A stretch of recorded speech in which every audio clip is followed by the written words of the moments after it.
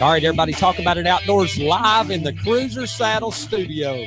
We've got an amazing guest here with us tonight, Mr. Andy Morgan from up in Dayton, Tennessee, one of the South's own MLF superstar and just an all-around good old boy. Has joined us for a talk around all things in the outdoors, including deer hunting and Nicholas's favorite topic, fishing. We might get on a little turkey hunting, no telling what rabbit hole we're going to go down. Y'all pull up a chair and sit a while. This is going to be a good one.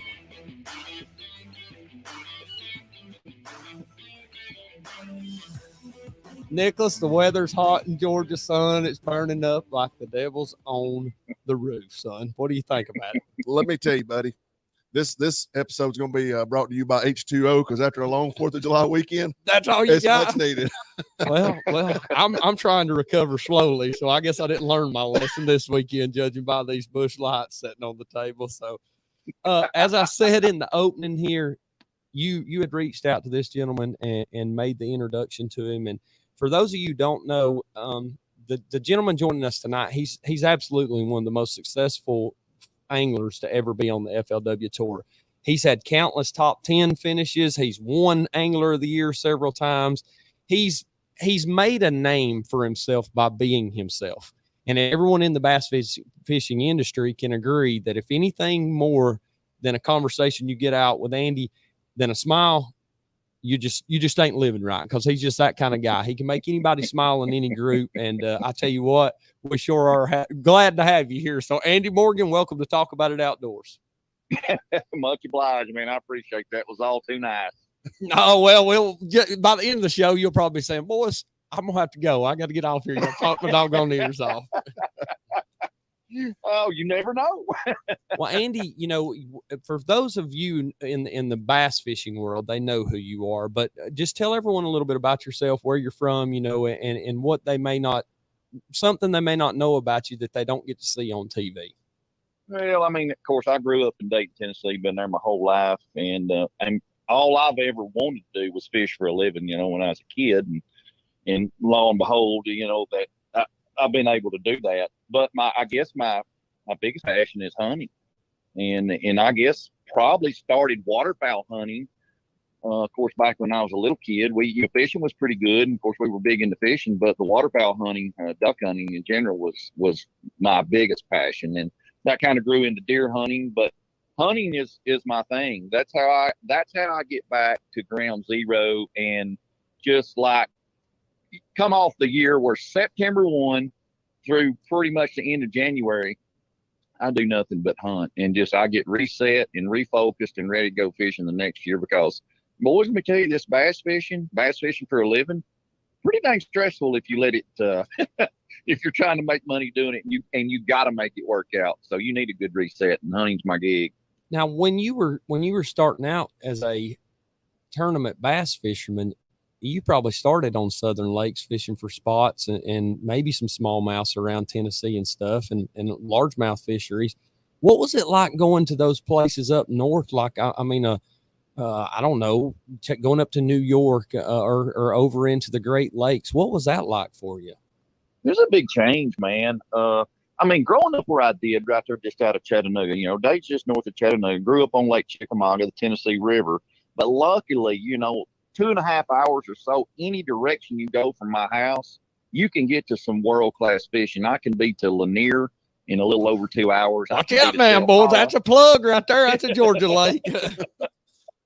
Well, it's world-class spotted bass fishing, man. I mean, it's kind of, it's kind of the top of the heap. Then you go to Dale Hollow, top of the heap on smallmouth, on giant smallmouth. And, of course, the Tennessee River is world famous for largemouth. So I was lucky to grow up where I did.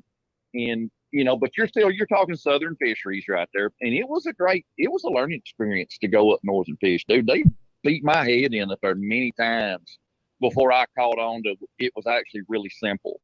Well, you could do things up there and power fish the way you like. And I've done well up there in the past, but also I've took it on the chin pretty good in some of these lakes where you really had to finesse, like say we're going to Arkansas to Beaver Lake, where you go to the Highland reservoirs. The fishing's really tough. The water's really clear. Hated going to Beaver Lake. Absolutely hated it with a passion. Probably turned out, but that was my only tour win. was the Walmart Open, won $201,000 in one lick out there. Changed my whole career on a place I absolutely hated to go. It was Beaver Lake and hell. You didn't know which one you know you're trying to dodge. You know what I mean? I mean, it was awful, but it became one of my favorite lakes, and I guess I won more money. And not just the 201,000, dude. I piled it up on Beaver Lake after that. It probably taught me more about bass fishing than anything going was that lake right there. I had to learn different things. I had no choice.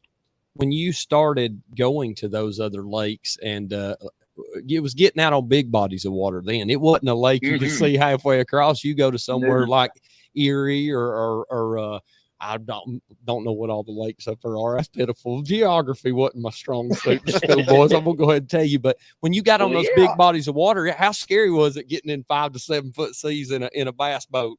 Shoot, dude, let me tell you, I went to Okeechobee in 1996. I left the house. I was a kid pretty much.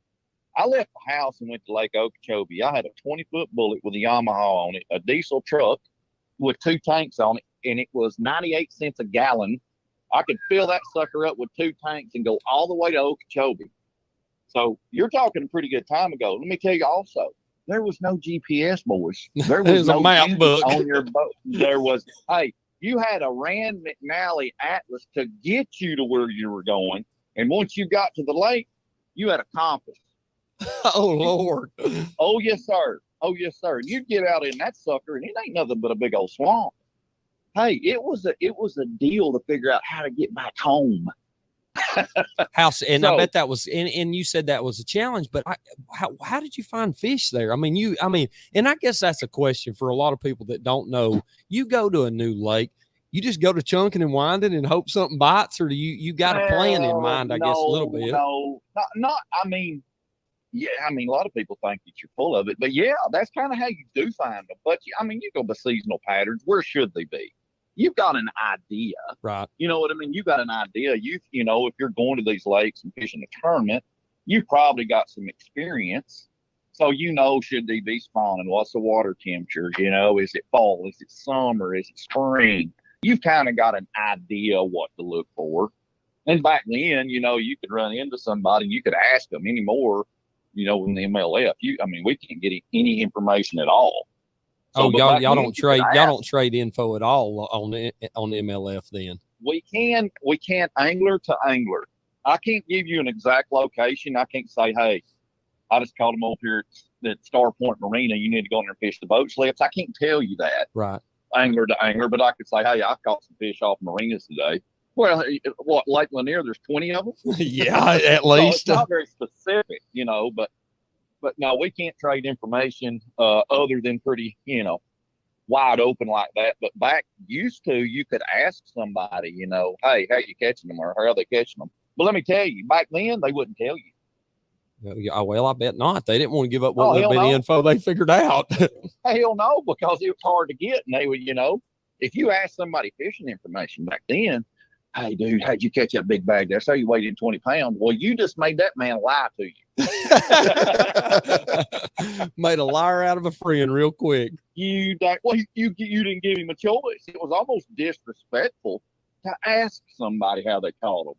Man, I was raised up. You didn't ask nobody nothing. You know, don't you ask that man that.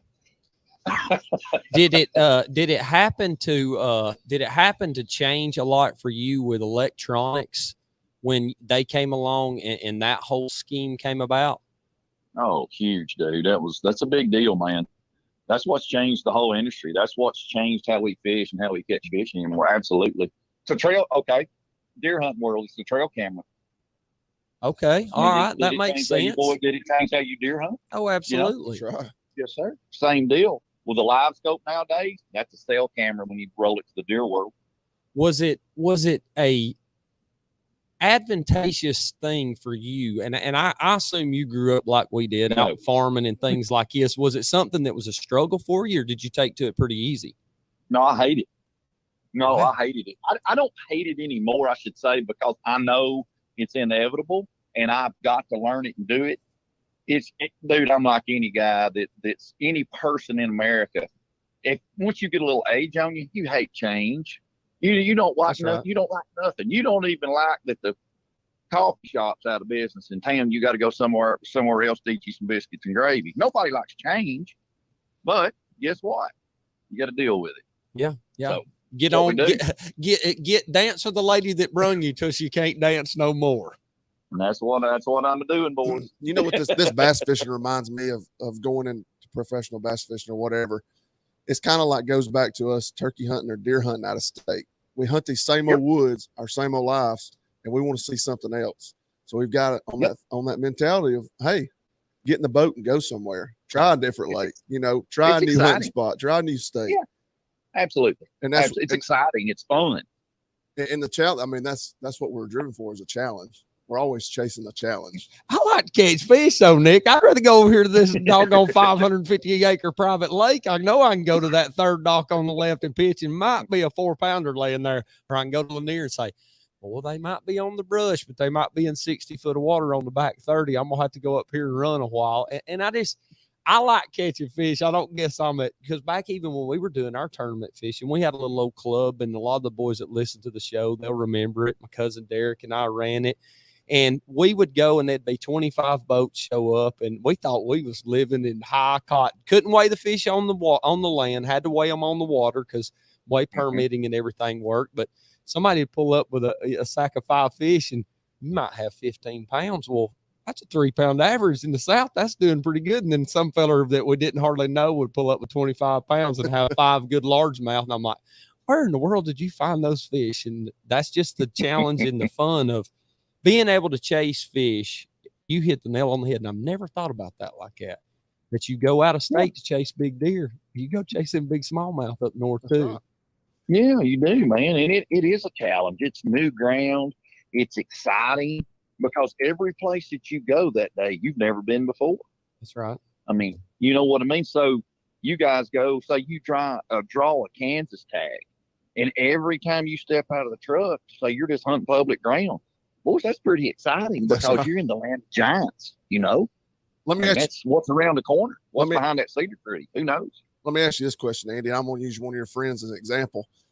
Gerald Swindle. I saw a video recently with him, and they were asking him when he knew he wanted to be a professional bass fisherman. He said he was working for his uncle and cut the handle off of his framing hammer, and told his uncle or his brother. He said, "I'm not coming back to work here. I'm going to be a professional bass fisherman."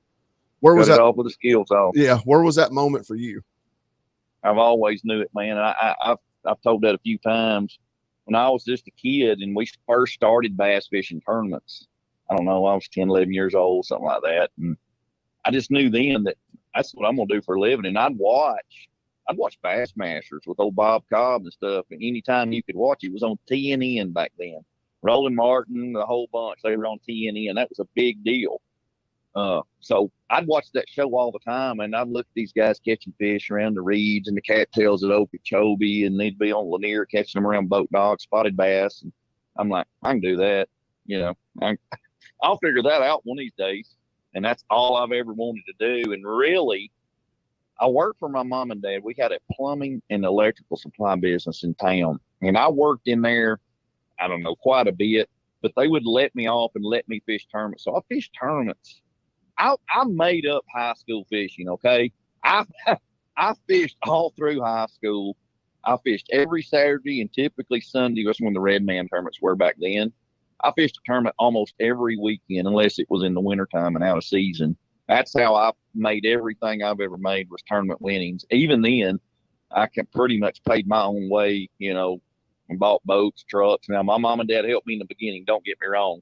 But after that, I really didn't have to ask for any gas money or anything extra. I won enough money.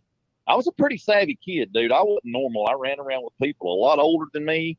I didn't do things that all the other kids done. I mean, I was a pretty good athlete. I could play baseball, basketball, football.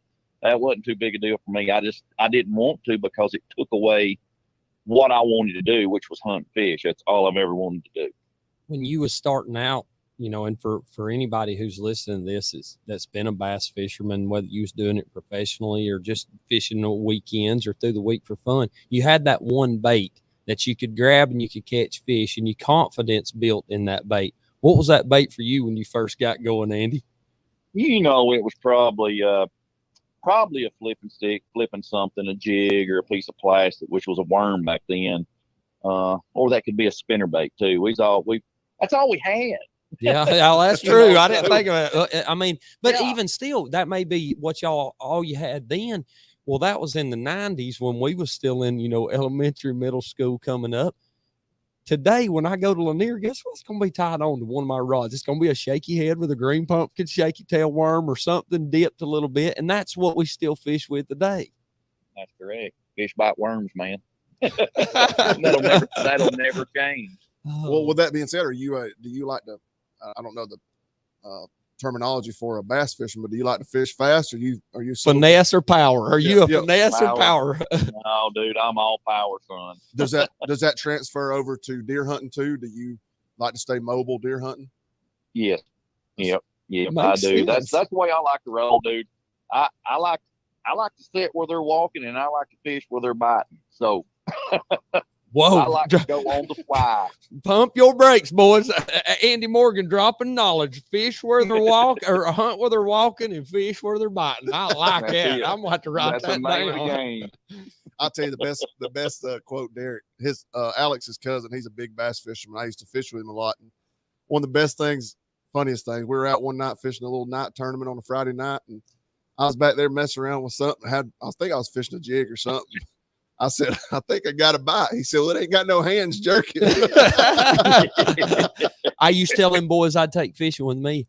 Hook sets are free, son. You think you got a bite, right. Jerk his lips off because it ain't going to come back. That's what I always say. You'll have somebody back there drawing down. Well, I think he's got it. Well, son, he ain't got it in his pocket. Jerk. Oh, my goodness. That's great. Well, let me tell real quick about Andy. Andy they had a hunting show, and forgive me if I don't know the name of it, Andy.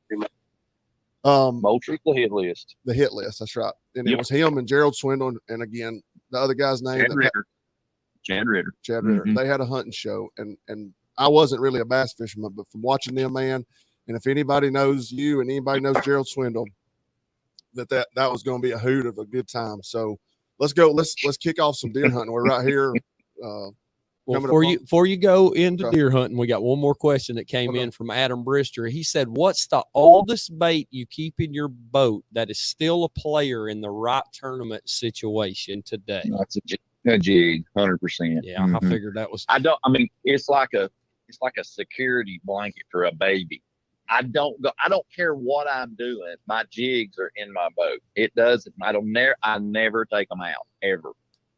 Do you like a weedless jig, or do you fish them, with just a skirt or Well, there's so many ways. Yeah, there's so many ways you can fish them. You can swim them. You can fish them on the bottom. You can skip them under docks. I mean, it's just, it's endless of what you can do with one of them. So that's why it's so important that I keep them in there.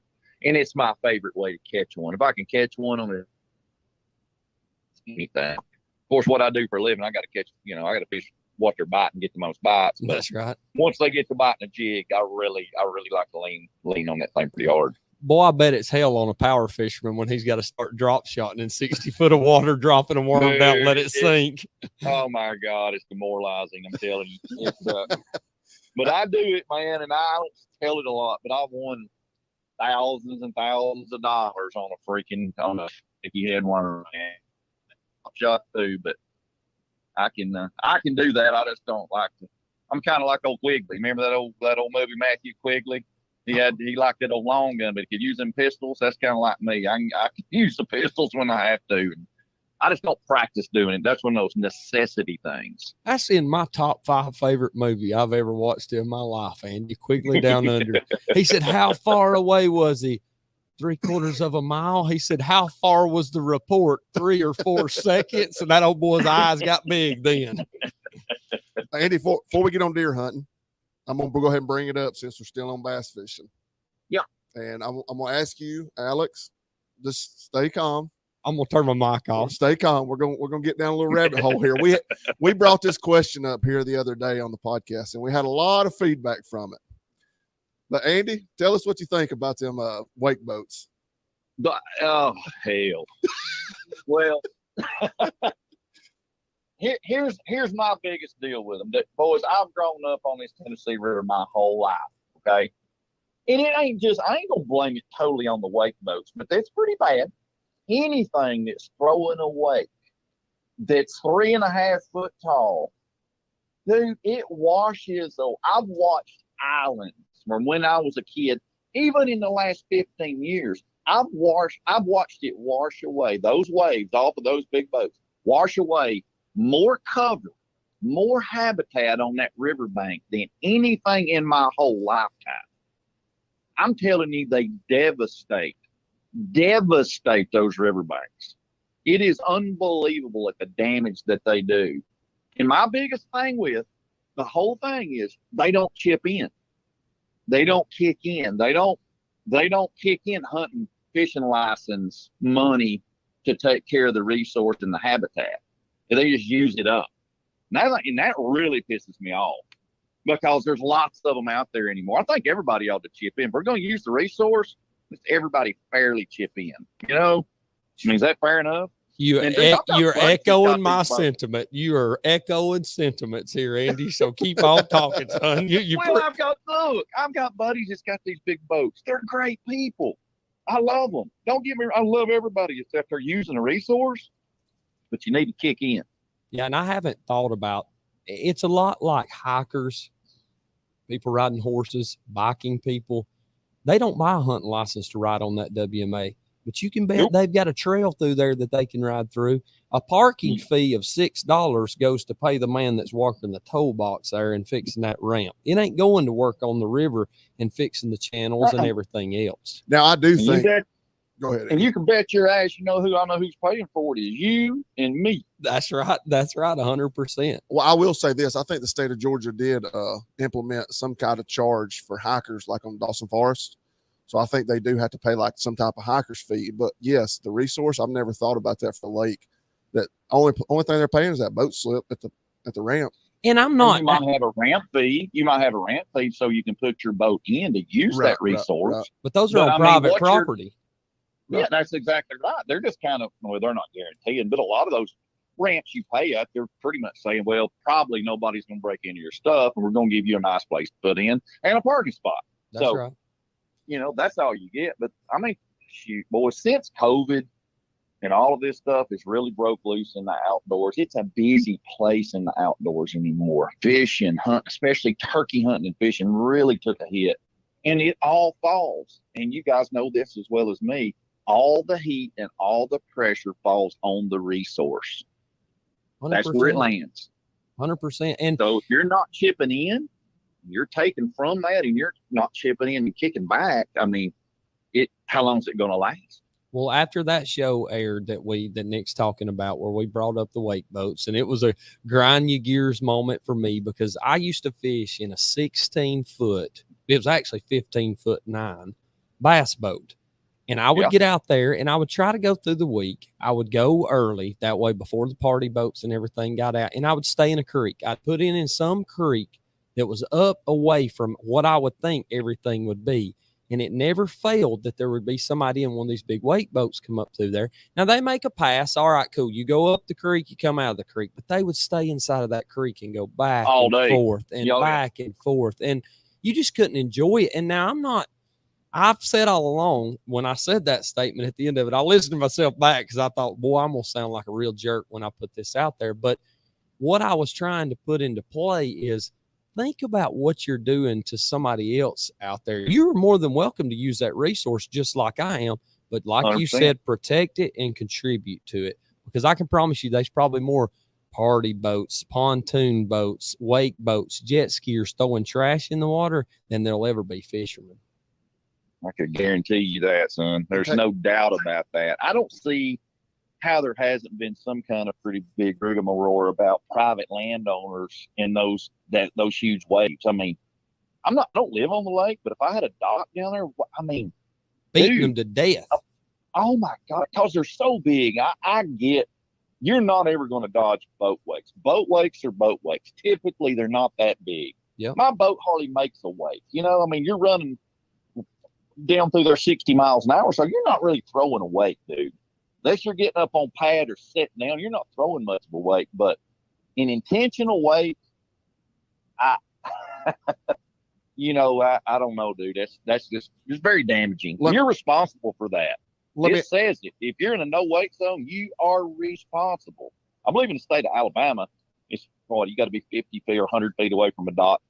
But the law reads you are responsible for your wake. Yep. So let me ask you chip this: in. you're talking about habitat like being ruined by a wake boat.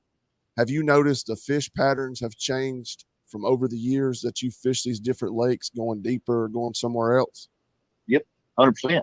It Oh, it's washes the changed it, brush definitely. away. It washes those shelves away. It destroys everything. There's places It I could does. catch fish 10 years ago that I could go back to now. You look at structure and it's a shell wall there where it was a rock.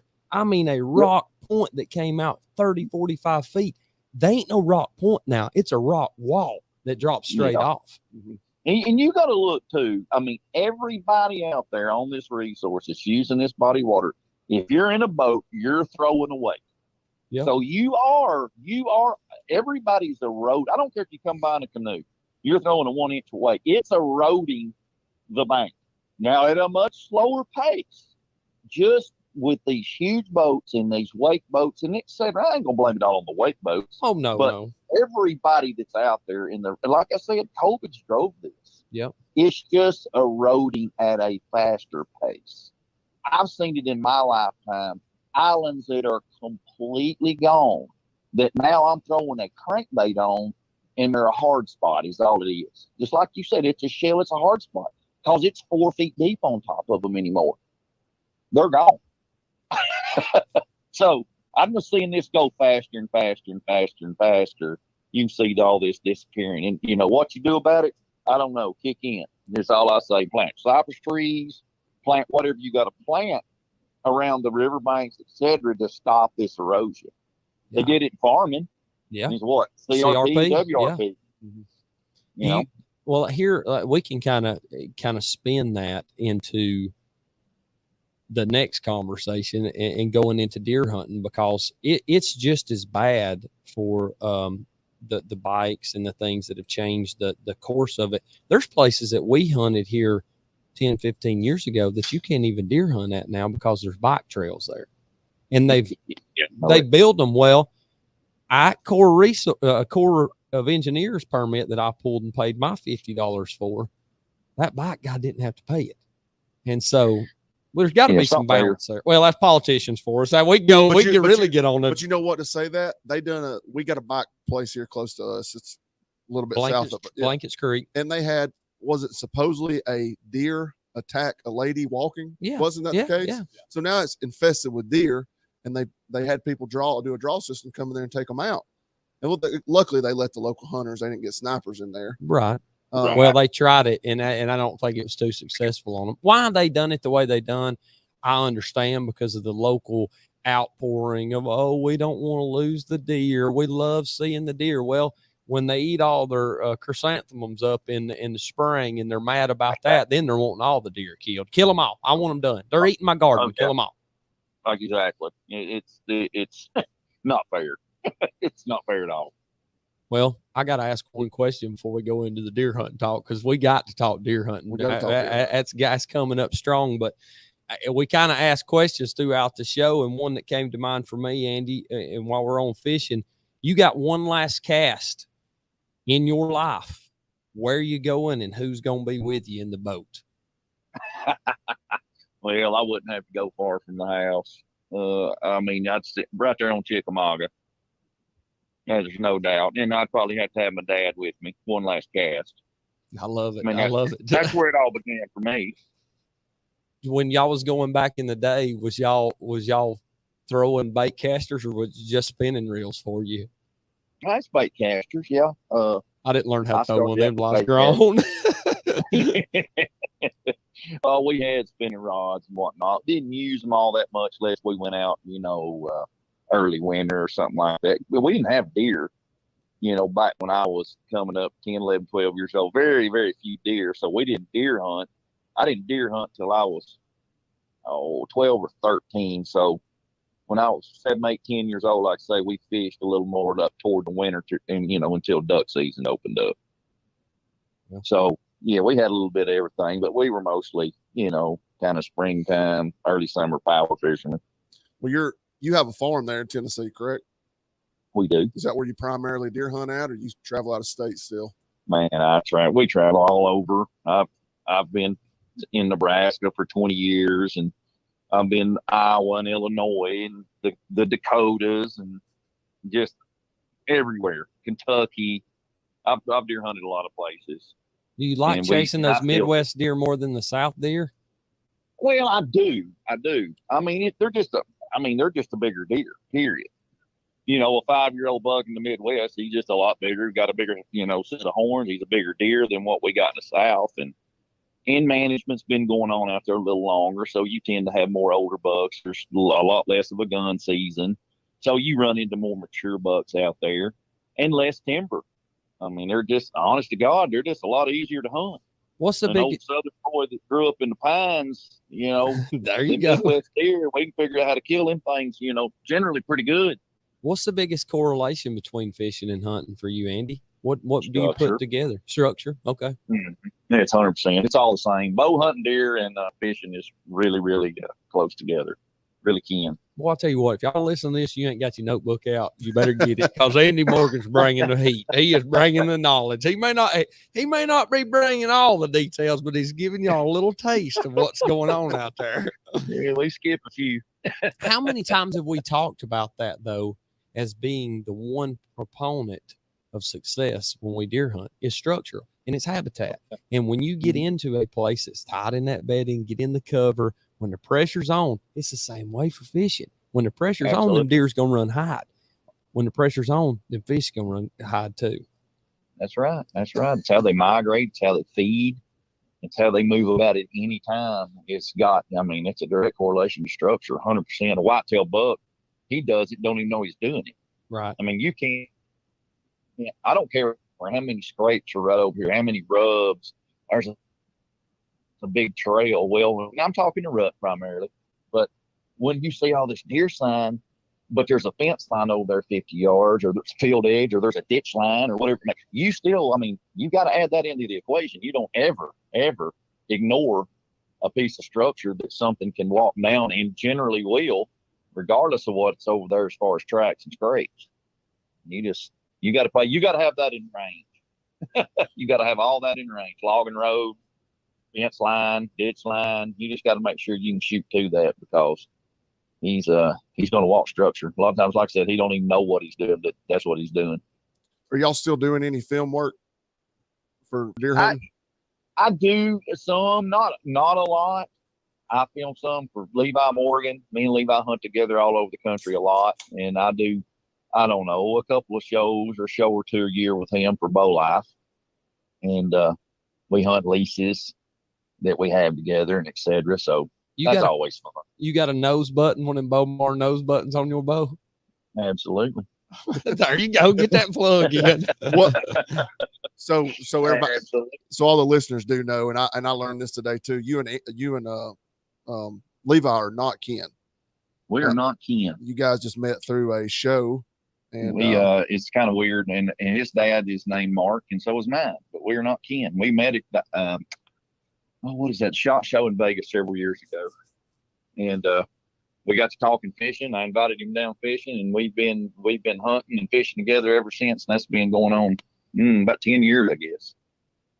What was one of the biggest pieces of advice he helped you with on any archery equipment, if you ever had any? I've heard he's pretty good. I've heard he's pretty good shot behind a bow. He's decent. Yeah, he's decent. Dude, he's helped me, and I could fairly say one thing. He's helped me from the ground floor, from target panic, shooting the index finger release, all the way to where I'm a decent archer. Am I good? No. He's the archer. And those guys that do that for a living in a profession are unbelievable. But the knowledge these guys have on equipment and how to properly use it, from A to Z, dude, he's helped me tremendously. It's having him that I can just pick up the phone and go, okay, I'm doing this, and him give me the answer, and it's the correct answer. That's been a really big deal, and that's helped my shooting just leaps and bounds. Well, and he's taught me out of that. I'm totally shooting the hinge release anymore. So I would have never thought I would have done that, but here I am. Well, we'll speak on this real quick because you kind of told me this earlier. You told me that and I don't know if he helped you with this or you figured this out yourself, but you kind of mentioned something along the lines that you didn't have correct form when you're shooting your bow. Was that correct? Yeah, no. I mean, no. I had target panic. I didn't know it. I mean, and look, boys, I've killed over 200 deer with a bow. I've killed a bunch of stuff with a bow and arrow. And I killed a bunch of that stuff with target panic. I mean, it wasn't like I couldn't kill stuff, and I was a good shot. Mm-hmm. But with the hinge release and et cetera, and some flaws that I had, I mean, I corrected it pretty easy, but only with his advice and him showing me like, no, you got to do it like this. This is how you do this properly. And knowing that, and somebody that tells you that it's got the credentials and the credibility that tell you that he is the best in the world, you listen more, obviously, and you take what he says, and it works. I mean, it's just proven. I got over target panic. No, I shouldn't say that. Nobody's ever totally over target. You just got that stuff in remission. It's always there, but you find ways around it, and he's really, really helped me do that. That's for sure. And it helps you do as far as hunting, not just shooting a target, but hunting. You make cleaner kills. There's no question about that. Well, just so everybody knows that's listening to this, you guys have a podcast. It's called On the Line Podcast. You guys have an episode on there with Levi, and Levi breaks down everything about target panic. So if you're struggling with that, go over and listen to it. Levi covers everything possibly, and again, the hinge is like one of the biggest things that he continues to bring up.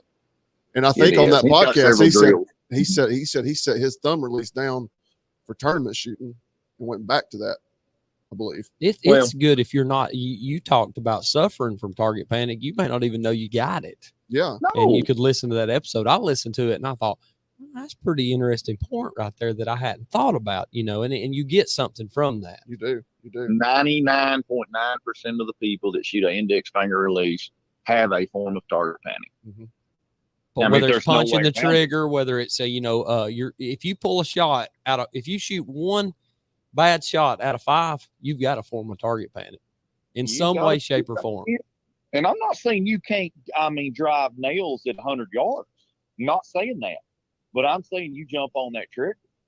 There's no question about it. I mean, and you can shoot well like that. But at some point, it's going to explode. I mean, it's going to jump out at a really bad time. And typically hunting, as soon as that pin gets on the ground, son, I mean, you cut her loose.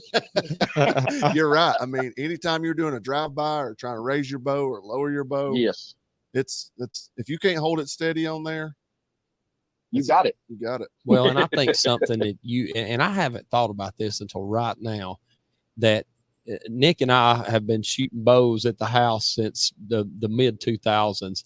And you told me something one time. Well, I'm drawing a figure 8 on there. That was a form of target panic for you. And I always was like, I don't know if I just want to put that pin there. When I see it, I'm touching. And for me, I like shooting the finger release because I'm comfortable with it. But it goes back to what I asked him earlier about fishing and what bait he gets comfortable with. When you get confidence in something, and a lot of that has to do with practice and just getting confidence. I've killed my deer using a finger release. You've killed deer shooting at them with a different kind of release. And I think that's all you build your confidence up. And like you said, you put it in remission and on the back burner. What do you think about this? I can kill a deer with my 30-06. Yeah. But I don't go out here and practice every day. But if I did, it'd make me a better shot. Oh, absolutely. I was a terrible shot with a rifle. And Cody sitting over here is one of the best shots I've ever been around. Now, he didn't necessarily practice more than I did, but he had a better system and a better strategy of shooting than I did. And even though I was taught a certain way to shoot, I may have not had the best system to kill a deer or a coyote or whatever it may be that I was shooting at. So I took a lot of things that he said, and I would ask him, that's a pretty good shot you just made there. How'd you get that right there? Or how'd that work out? But I think through the conversations, it's not necessarily fixing an issue. It's making you aware that you may have an issue. Oh, yeah. That's correct. That's right. I guess it Very, goes very into I guess it goes into fishing too, because I could be standing Well, out there it pitching a does. worm all day, and you're like, "Look, Alex, you got to quit throwing that worm in 30 foot of water. It's taking it forever. You ain't even letting it get to the bottom. Pick up that spinner Well- bait and chunk and wind a minute." It depends on how good you want to be. Yep. I mean, really, how good do you want to shoot your rifle? Do you want to be able 1,000-yard capability? The equipment will do it anymore. So will your bow. Your bow's like, I'll never shoot 100 yards. Well, your equipment will do it. I ain't saying you got to kill a deer at 100 yards, but I'm saying you can shoot a softball sized group at 100. Your equipment will do it. So how good do you want to be? How far do you want to take it? But I if mean, you can catch it's fine to hunt with target panic. It really is. Thousands, 99% of the people probably do. And they kill them, man. They pile them up. Don't get me wrong. if you catch a but- fish in 60 foot of water because you practice setting the hook in 60 foot of water, if I kill a deer at 40 yards, it's probably because I practiced at 60. Absolutely. 100%. Let It me just makes you better. It makes you a better outdoorsman. It makes you more confident. And Levi really preaches this, and he's 100% right. I didn't shoot my bow that much before season years ago because it wasn't that fun. I could only get so many good shots to where you're spraying them around a little bit. But once you figure out how to get a clean release, how to hold the pin in the middle, and that arrow actually gets where you're looking, consistently, hey, it's pretty fun. let me ask you this, and I think he's kind of I think Levi's kind of talked about this on there. And Cody, I'm kind of calling you out here a little bit. Don't take no offense to it, but a lot of people are very good archers in just their backyard shooting at a block target. But when they get out in the woods, what changes for them? Is that going back to that hinge release being better too? Because I think a lot of people that we talk to have that problem. Like you said, they just pull up, they see brown and shoot it. But they're out here in the yard, they're just looking at a block target at 30, 40 yards, whatever. It's not moving. 2-inch dot. Yeah, it's not moving. That remission. You had it beat back. Like, I'm going to hold it right there. I'm going to get right here. I've got I'm slow breathing. I'm rested good. The lighting's perfect. Boom. Trigger that release. I'm right in the middle. Well, here comes a 160-inch 10-pointer chasing a doe in there. He bounds in there. You're jumping up. He stops behind the bush. You draw. You let down. He's back now. He's 20 yards. You broadside. You draw back. And as soon as you might not even look through the peep sight. I've done it. I've done it before. Hey, things are crashing down. All your mind is going every time the pin gets close. It's going shoot, fire, shoot, go, pull the trigger. You know what I mean? You're fighting that because all you can do is like, I can just see that arrow hitting that deer right behind the shoulder. But shoot, dude. Andy, Everything's crashing down at once. So that target panic, he's right in front of you now. He's jumped out of the bushes. He's between you and your buck. And that causes a lot of people to make bad shots, miss the deer, wound the deer. And hey, it can ruin your deer season. Everybody's been there. Were you with me last year in Illinois? Yeah, you was you filming Cody in Illinois last year? You just painted that scenario perfect. I had to pat him on the back over here and calm him Cry a down. little bit. Hey, I wasn't on that trip, boys, but I've been on several. And it don't That's happened, and I was the guy with the bow. I know it. I Know it think too well. I think that goes back because I'm a decent shot in Yes. in A the- great yes, shot. yeah, you're a good shot. But when I get in the woods and I think and I'm not afraid to admit this too, I haven't been put in the opportunity to shoot a lot of big deer and stuff like that. So I think until you build your confidence and go, when that deer walks in, Alex, like you say, when that deer walks in, you go, that deer's dead. You Until got you to can have that confidence and be in those situations multiple times. Yep. It's just like whether you're confident with your bow, you got to be confident in the deer stand in the moment. And that just takes years and years of being. You think about catching a big bass off bed. If you spot a hoss mama laying on the bed, you have to have the confidence in your mind that you're going to make that right pitch and land it in that right spot. Just like what you said. I have done that. And I've been like, I ain't wasting no more time here when that next cast could have been the one that got up there and got it caught. But I have had an opportunity to shoot at some good deer. And if you're not in those opportunities, Right. you don't, that makes But how sense. how do you practice to shoot a live animal Get off the couch, son. Or it's a mindset. It's I think it's a mindset. But I get that. So are you shooting different angles? Are you getting up in a stand? Are you going to the hinge release to slow yourself down to make it harder? But I think it's all about, all right, let's paint a picture here. There's a deer you have on camera. Let's just say it's a great buck here in Georgia, because we hunt more in Georgia. You know, without a shadow of a doubt, if that deer walks in at this point, at this yardage, I can kill that deer. Do you sit there for 3 or 4 hours painting that perfect picture in your mind? Or do you sit there on your phone for 3 or 4 hours playing Facebook or doing that stuff? And for me, I go through those moments in my head. Now, it never really paints that perfect picture that it's going to come in at that moment. But I think if you consistently put it in your mind that I'm gonna kill you, you're dead. When I see it, I want to see that deer. I don't want to watch him for 30, 45 minutes walk in a field, because then I'm in all pieces. I'm like, this is not going well. This is not what I wanted. I want him to surprise me. And I guess it's kind of like catching a big bass. You want to set that hook where you can't see it, and Well, I'll touch on that too, because 2 years ago when I killed that buck in Canton, I had it on camera, like clockwork, every day. I knew my stand location. I knew where the deer was going to be. 13 yards. I knew I was going to have to shoot sitting down because of my stand location. Went home. Caden can attest to this. Sat on a 5-gallon bucket in the yard, shot sideways. Group. Deer came in opening weekend. Laced him. I mean, just perfect. Perfect. I mean, but how do you practice for that when you go to Illinois? I don't know. And you don't know where that deer. So I think it's just situational. Shoot does. That's what I say. I do say.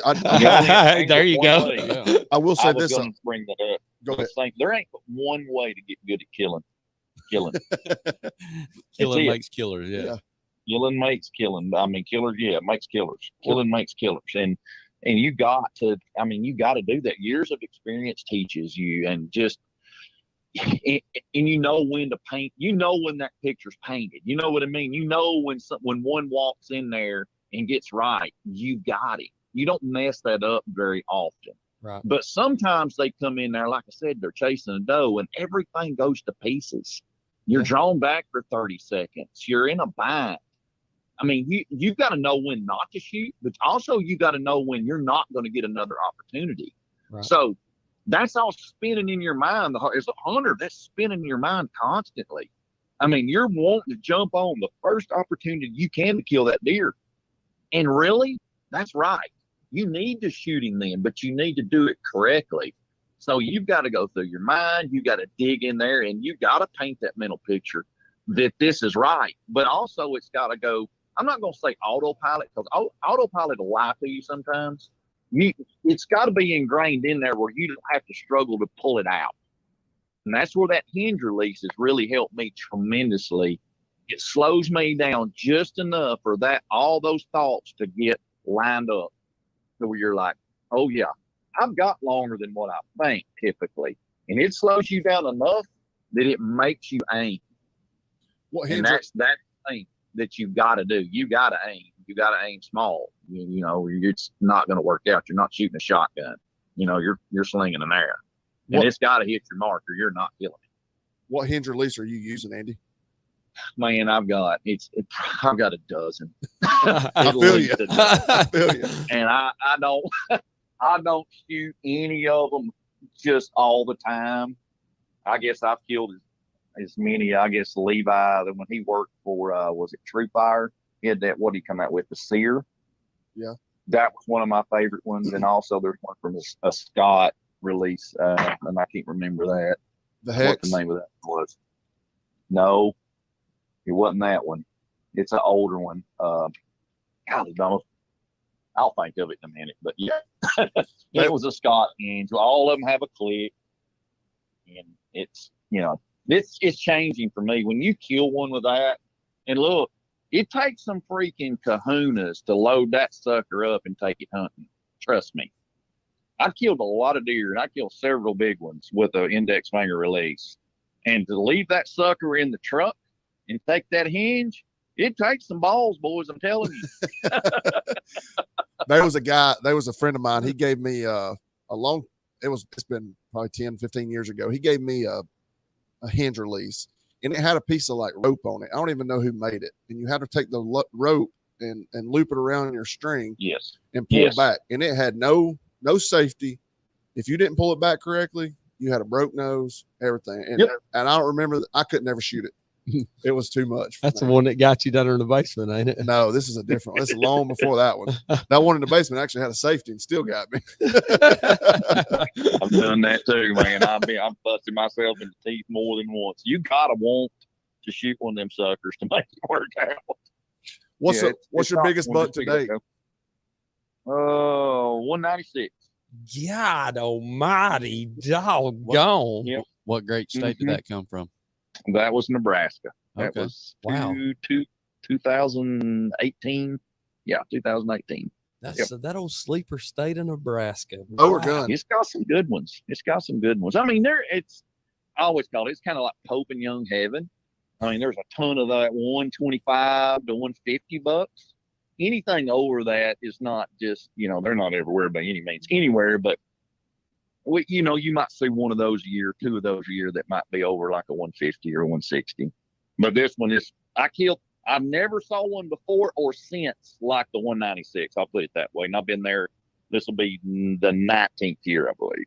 When you know what I just heard, Nick? Mr. 130 is going to Nebraska. So if they're 125 to 150, that 130 mark, I'm gonna put on that real tree, son, and I'm gonna climb tall, and I am gonna kill something in Nebraska.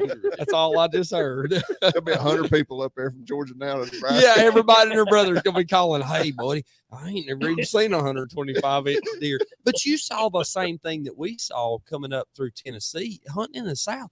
My God, it was tough. I mean, it was tough. It is tough. Yeah, I mean, it is tough. but you have an opportunity to kill 130, 140-inch deer in North Georgia now. You can do it. Mhm. It is here. Oh, yeah. And the same thing comes to Tennessee. Exactly. People are more educated now. And that's one thing. A lot of hunting TV and podcasts and etc. It's educated people and made it okay to let a buck go, let him grow. You want to kill a bigger one, you gotta let them live, man. Shoot you some does, and you don't have to overmanage your does. Shoot you what you want to eat. Manage your herd correctly. Don't overshoot them. Let your bucks grow, and you'll have a good one to shoot. I mean, you may not every year. Maybe every 2 years you got a good one to shoot. But eventually you're going to see one that you let go that's grown up to be pretty nice. And a lot of people are doing that. Heck, boys, we're a bunch of old rednecks. We're doing it. That's right. That's right. You know what I mean? I heard Don Higgins say on a podcast the other day that everyone wants to kill a 200-inch deer, Mm-hmm. but not everyone wants to let a 180-inch deer walk. That's a fact. And that's I'm not going to. I'm not letting one that big walk. And I've Let it said walk it. closer. Yeah, let it walk closer. there you go. Exactly. But that's the mentality that these guys that are consistently killing deer over 200 inches. Now I may fall into one day, but if the Lord blesses me with one like that, boys, I might be ready for that elk hunting It's trip, whatever. Cody. It's whatever challenge you want to set yourself to. You know, somebody that ain't never killed a buck will be happy with a 6-pointer. Whatever Absolutely. his challenge is, he's going to set that bar every year to a different level. I agree. The boys and I've killed I don't know what kind of truck y'all drive, but you couldn't haul the 1.5 and 2.5-year-old bucks I killed off from that right there. You couldn't haul them without having to stop and throw them back up on the truck. I like it. Yes, sir. There we go. I heard it from the man. Yes, I piled them up, son. There ain't no doubt. With a bow and arrow, I ain't shot that many with a gun. It was all a bow deal for me. But as you grow and as you go places, you're like, man, I want to kill something bigger. And a lot of hunters nowadays are in that position. The whitetail has done really good in the U.S. I mean, they're everywhere. I mean, look at the Seek One boys; they're doing pretty good down there in Cobb County. Yeah. They're right. They're just south of us. Yes, I mean, a whitetail, he's everywhere. And if you give him some time to mature, he will. He'll survive as long as everybody's not shooting him with a gun. Like Tennessee's pretty rough. I think we got 60 days you can bust him with a gun. 60 Man, days. We got 3.5 months. So we got 3.5 months of it. I mean, But the thing, That's tough. you made mention of us, killing deer as we come up.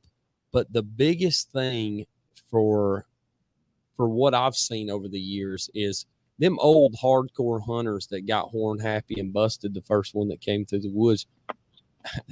God love them, but they about all quit hunting. I mean, really, the old guys that they just, I mean, they hammered on deer because they loved the chase.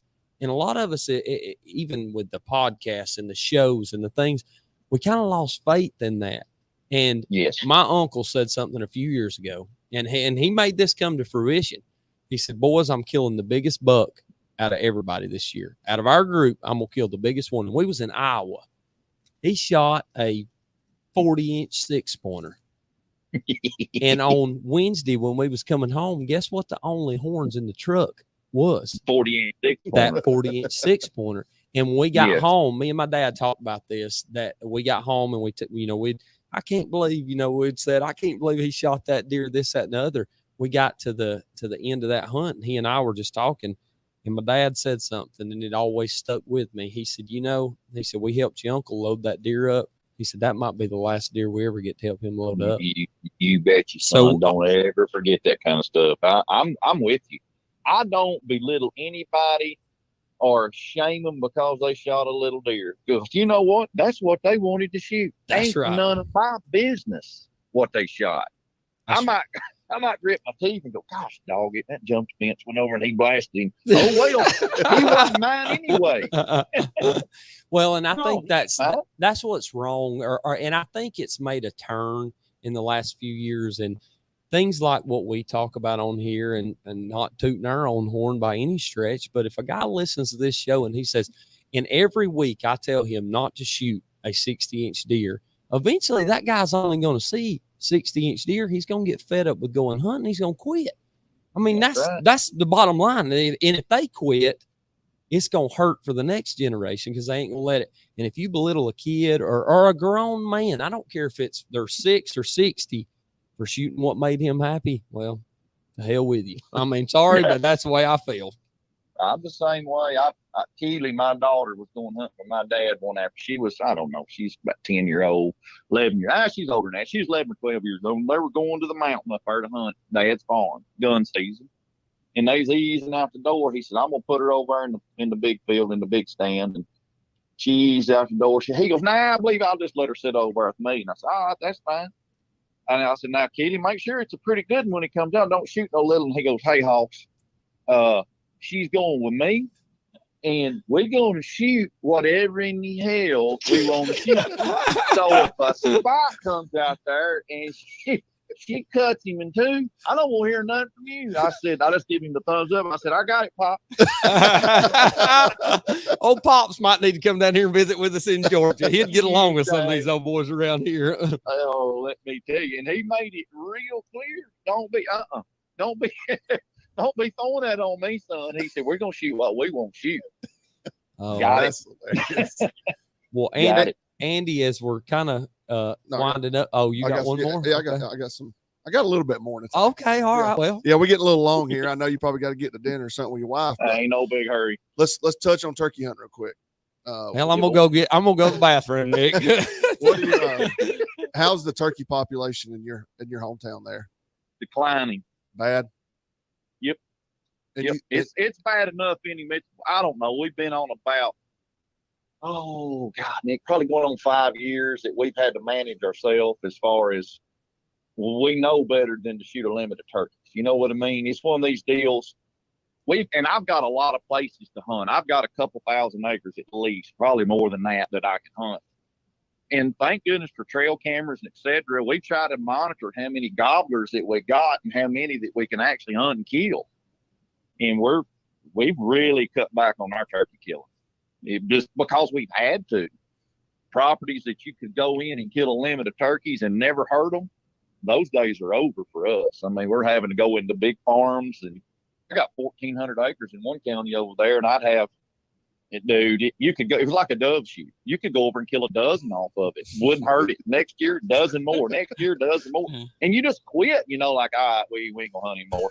Now, you might have a dozen turkeys on the whole place, and you kill 4 of them, and you're like, okay, that's enough. No more. Scared to shoot any more turkeys. And it's been like that. Like I said, it's going on 5 years probably now that we've had to do that. Do you think this COVID had a big problem with that, or you think it was long before that for you guys? It was before. Oh, it was happening before that. COVID didn't help it any. They got ripped during COVID. Don't get me wrong. But that was a good season. Also, we had great weather. The springs it was a springtime. It was warm. You had green early, so you could hunt. You could call them. You could maneuver, and there's a lot of turkeys killed. And this past spring was, it was like the year of no gobbles. You know what I mean? It was. They just didn't talk much this spring. We did good.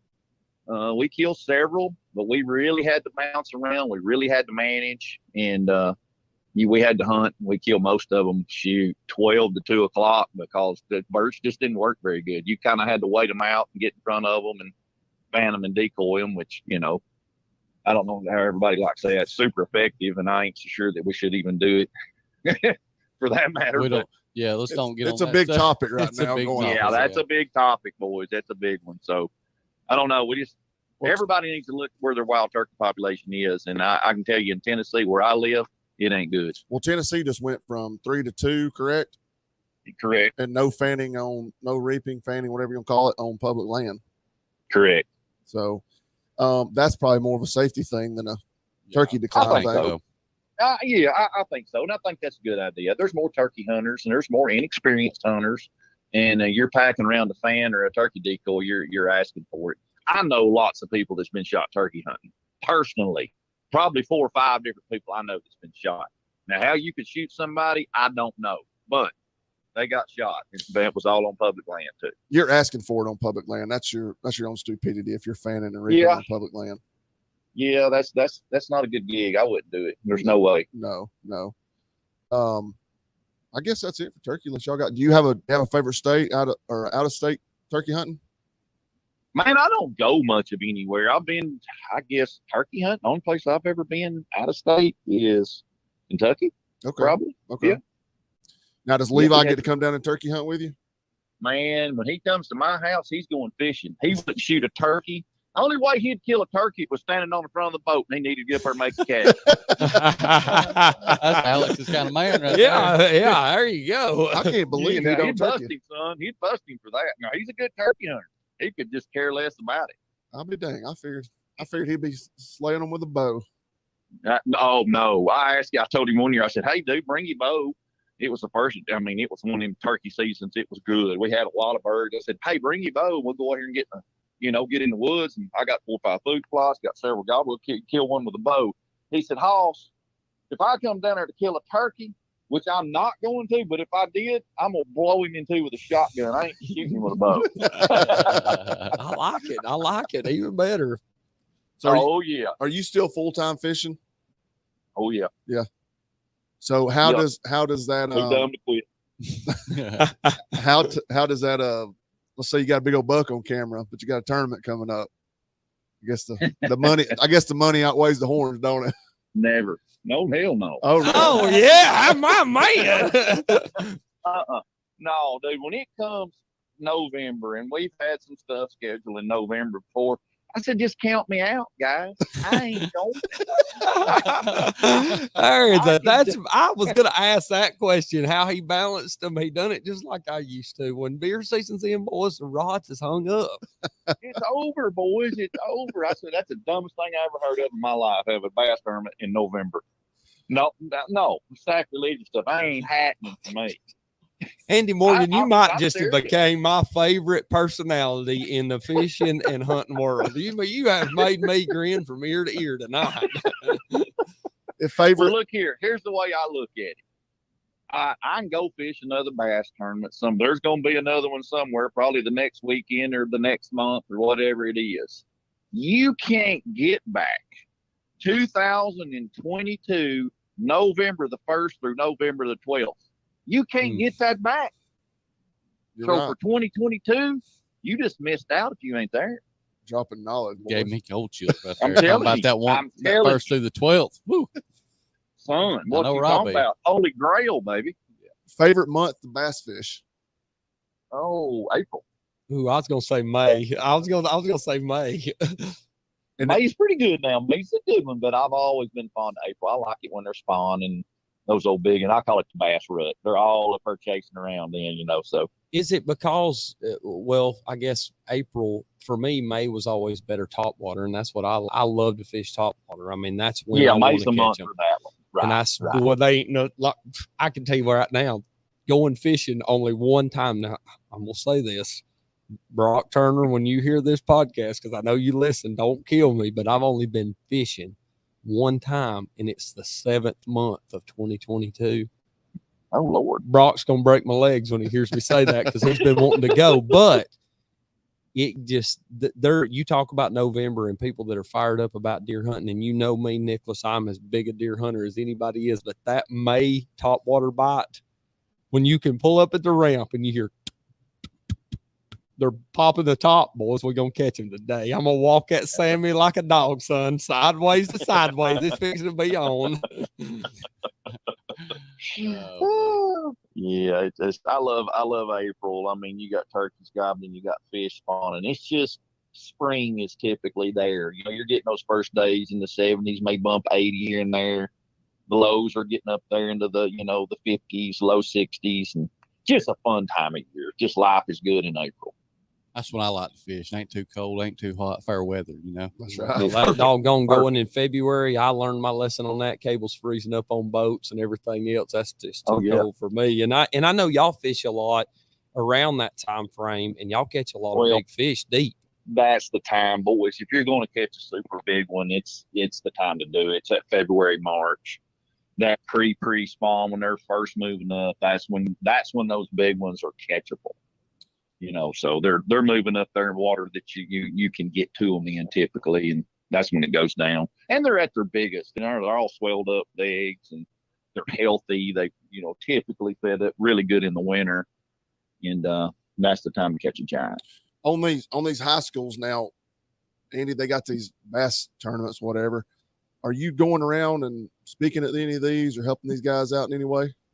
Man, I give some stuff to some of these kids that I know up there around the house and stuff. I'll donate some stuff.